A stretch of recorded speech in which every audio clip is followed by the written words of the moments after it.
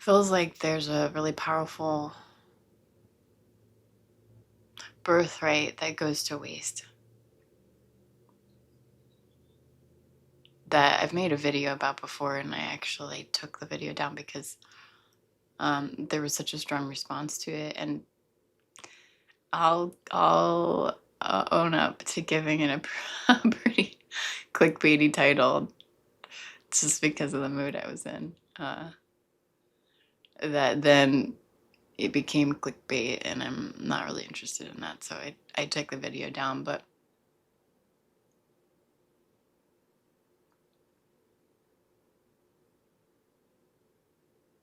anger. I want to say a few words about it right now because it has been so healing as a counterbalance to a lifetime of repression and being liked.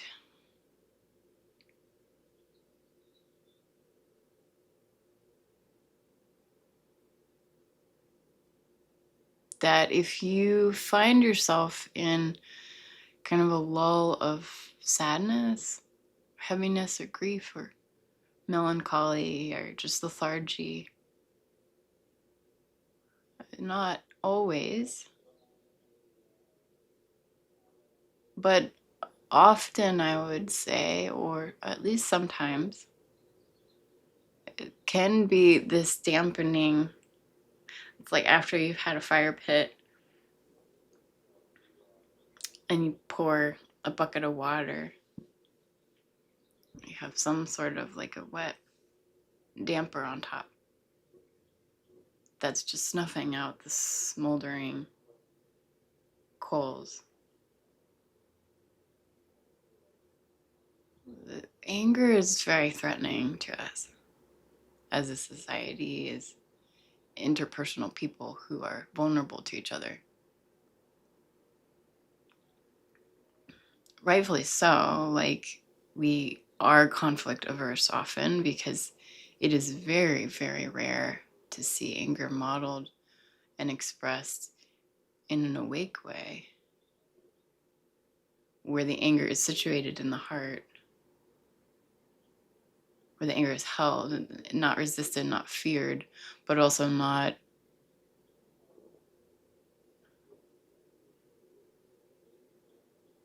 indulged, exacerbated, inflated by needing power or needing to run from power. Like, if you really sit with and feel the fire of anger, one, it's so somatic, it's so activating, like the heat, the heartbeat, the breath rate, the muscular response to anger, like we feel the strength of it. It is power. It is power. It doesn't have to be unconscious power. It doesn't have to be power that we are taking ownership over or running from, but that the power of life to affirm itself, to say no to delusion and unconsciousness and yes to truth, to say no to someone else, to say yes to life of the personal, the anger of boundary, the anger of parenthood, the anger of justice, kindness, compassion, the anger of guardianship, protection. Of course, these patterns can happen unconsciously, where we're stuck with some identity around it. And then there's suffering because we're trying to control life, or we're trying to separate out from it. And the balance to all of this is that when no one thing is identified as or taken to be me, then we are all of it when time comes. At the right moment, I am grieving and defeated and heartbroken, and at the right moment, I'm enraged and I'm angry and I'm asserting that. I'm not hurting people. I'm not abusing people. I'm not passively abusing people or aggressively manipulating. But I am saying in this moment, I'm owning the embodiment of the anger, and it is saying through me, no, no to the unconsciousness, no to the delusion that is causing unnecessary suffering in this moment. Know that this is not needed.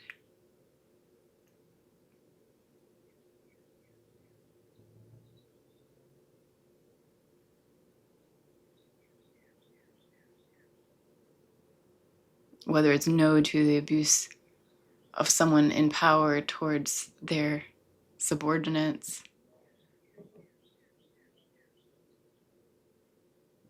or whether it's no to a child running in the road or stealing from their peers or hitting their peers or learning how to be kind,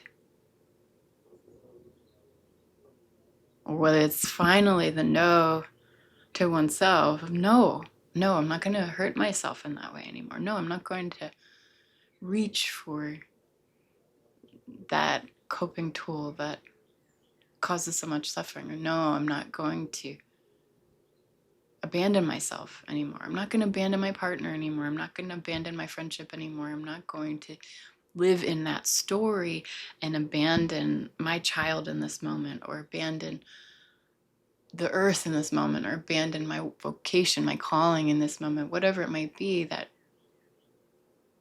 That anger is, we talk about this kind of nihilistic awakening, non-dual, like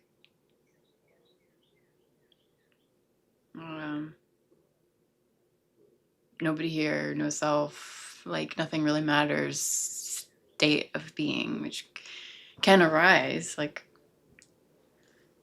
and it can be identified with, it can be overly emphasized, it can become another identity.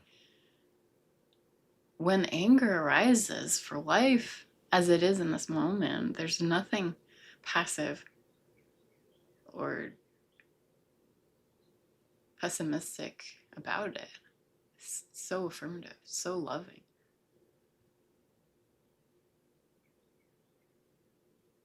That it is possible to wake up. Yes. The no is the wake up. Like, if you truly show up in anger in relationship with other, not in unconscious anger, not in abuse, that's a completely different thing. But in conscious anger,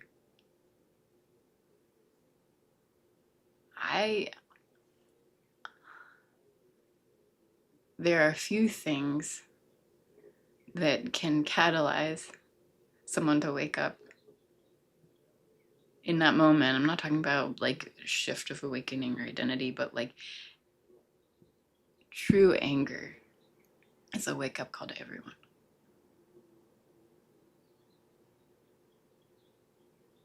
And that might look different from person to person in different moments of how that anger looks and how it's held. But I will tell you unilaterally, it's a fire. It's a fire that can burn through a lot. And you have no way to predict how powerful it is. The blood pumping through the body's ability to meet itself and to know itself, to know that I matter, I'm here, life matters. Every single life on this planet right now matters, is of value, is connected to the whole. There is room for us all because we are here. And the delusion that would have us separate out from each other is where the anger comes in and says, no. Of course there's room for us all. Of course life matters. Of course it's possible to wake up. Wake up.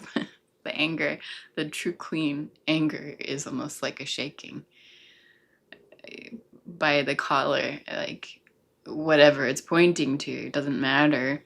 In that moment, if it's authentic and it's alive, it's saying, wake up. I love you, wake up.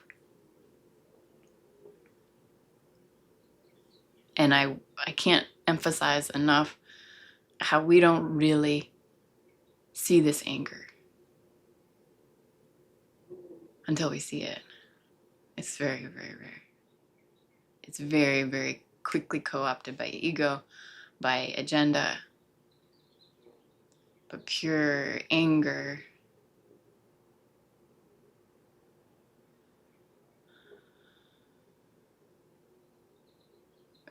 what is that quote? I think it's a Gandhi quote of what we fear most is our power.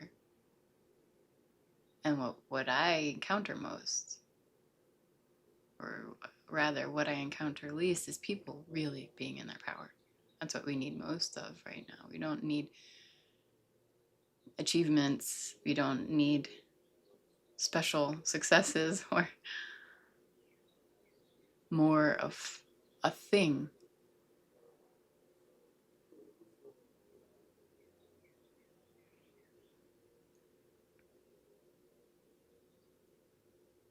What is it like to turn towards your power? Where does that go?